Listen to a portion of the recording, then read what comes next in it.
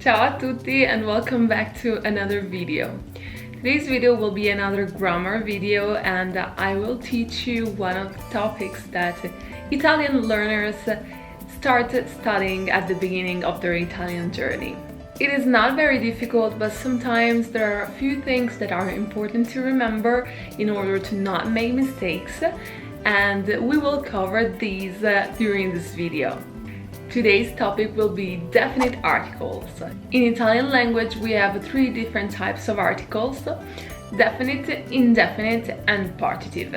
In this video we will cover only the definite articles, and then in the next one we will cover both indefinite and partitive. I know today's topic is a little bit boring, but I will try my best to keep it short and very simple. Okay, let's start with the first rules about definite articles.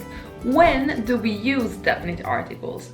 We use definite articles when we're talking about a noun that is quite specific, that we already mentioned before. So, for example, if we say there is a book on the table, even in Italian we use the indefinite article. C'è un libro sul tavolo. But if we want to say there is Julia's book on the table, then in that case we would need a definite article. C'è il libro di Giulia sul tavolo. Because it's specific, it is Julia's book. So in this case we use the definite articles. Always remember that they precede the noun they refer to, and they agree in gender and numbers. So if the noun is singular and masculine, then the article will be again singular and masculine, and so on. And of course you can never use them by themselves, so they always need a noun together with the article. Okay, let's begin with the singular ones, and let's begin with the easiest one, the feminine article. The feminine article for singular nouns is la. With everything you will use la, except for words that start with vowels. In that case, we drop the A of la and we put an apostrophe. So let's make two examples to show the difference. If I say, for example, la ragazza, that is one use of la. And then let's do the same for the words that start with a vowel. For example, l'amica. Okay, there's only one little exception, that if the word starts with the vowel I and is followed by a vowel E, in this specific case, la iena, that's an animal, and we don't drop the A and we don't put the apostrophe. That's the only exception. Other than that, you just need to follow the rules that we mentioned before. Moving on to the masculine singular articles.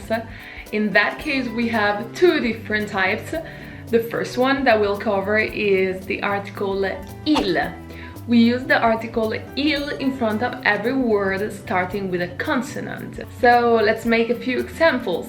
Il ragazzo, il libro, il viaggio. So in this case we used the article il. However, there are a few exceptions, and for these exceptions we need the article lo. Which are these exceptions? Exceptions are 8, so we use the article lo in front of these situations. We use it with words that start with S plus consonant. For example, lo studente. We use it with words that start with X. Lo xilofono. There are not going to be many words starting with X in Italian, so don't worry. We use it with words starting with Y, for example, lo yogurt. Then we use it with words that start with Z, lo zaino. Then with all the words started with PN, lo pneumatico. And then all the words starting with PS, lo psicologo. And all the words starting with GN, lo gnomo. The last case we use lo is with words starting with vowels. But here it is important to remember that we need to drop the O of the article lo and put the apostrophe. So for example, if we want to say the plane, we do not say lo aereo. We drop the O and we say l'aereo. So we put the apostrophe between the article and the noun. Okay, that's it for the singular definite articles. So now we can move into the plural definite articles, and let's start again with the easiest one, the feminine one. The feminine plural article is le, and you use it in front of every type of noun, both starting with vowels and consonants. Let's make some examples. Le ragazze, le amiche, le vacanze. Okay, now we move on to the masculine plural definite articles.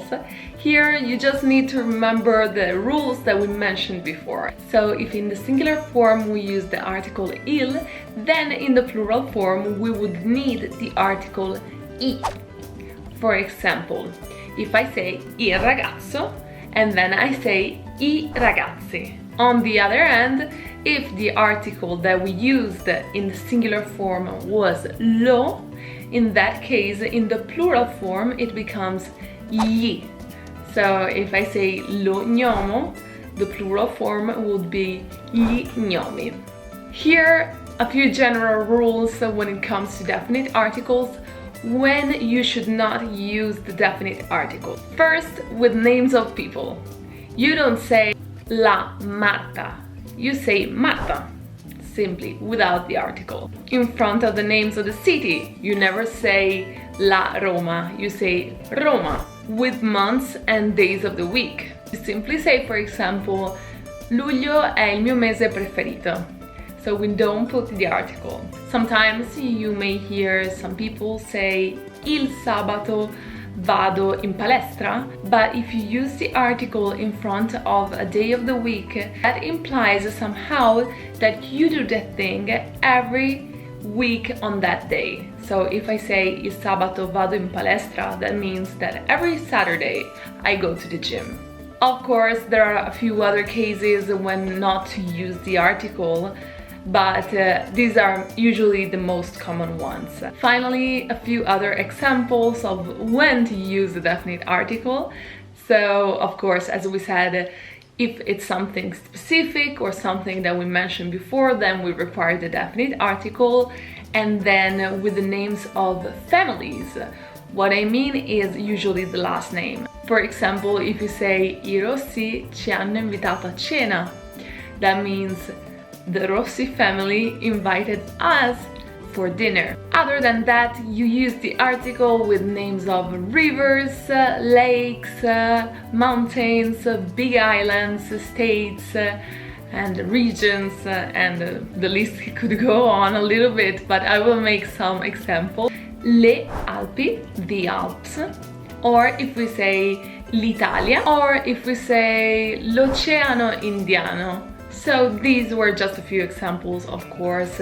There are many others that could be done, but just to show you a little bit of how these are used. So that's pretty much it when it comes to articles. That's all you need to know. It's quite easy, but it's very important to remember those exceptions that differentiate the use of il from lo. So other than that, you'll be good, and it's going to be very easy. I hope you really enjoyed this video, and I hope you found it useful, and I look forward to teaching you the indefinite and the partitive articles on the next one. Ci vediamo presto. Ciao!